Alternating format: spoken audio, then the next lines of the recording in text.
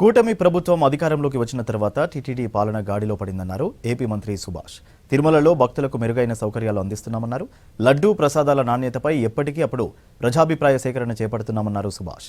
ఇవాళ ఉదయం వీఐపీ విరామ సమయంలో స్వామివారి దర్శనం చేసుకున్నారు. ఆ తర్వాత రంగనాయకుల మండపంలో మంత్రికి వేద పండితులు వేద ఆశీర్వచనం అందజేసి తీర్థ ప్రసాదాలు అందించారు. దర్శించుకోవడం జరిగింది. ముఖ్యంగా ప్రసాద నాణ్యతలోని గుడి శుభ్రం విషయంలోని అంతా పకడ్బందీగా ఈ గత 8 నెలల నుంచి జరుగుతూ ఉంది.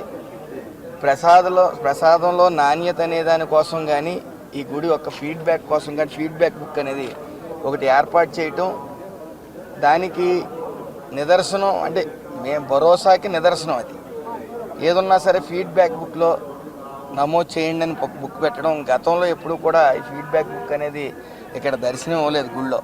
బహుశా ఇదే తొలిసారి అనుకుంటాను. ఏదైనా సరే 8 నెలల నుంచి ఈ యొక్క ప్రసాద నాణ్యతలో కానీ మిగతా గుడి విషయంలో ఈ శుభ్రం విషయంలో కానీ ఆ ఫీడ్బ్యాక్ బుక్ ఏర్పాటు చేయడం జరిగింది. అవి 99.46% మరి అంత గుడ్ ఫీడ్బ్యాక్ వస్తూ ఉంది. పలు రాష్ట్రాల నుంచి వస్తూ ఉంటారు.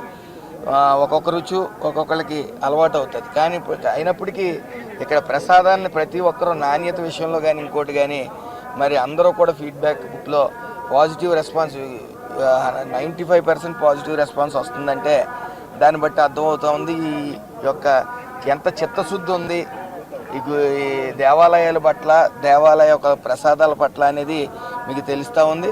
ఏదేమన్నప్పటికీ ప్రజలందరూ స్వేచ్ఛతో మరి ఆ 7 కొండల వాడిని ఈ రాష్ట్ర ప్రజలందరూ సుఖ సంతోషాలతో ఉండాలని మనస్ఫూర్తిగా కోరుకున్నాను.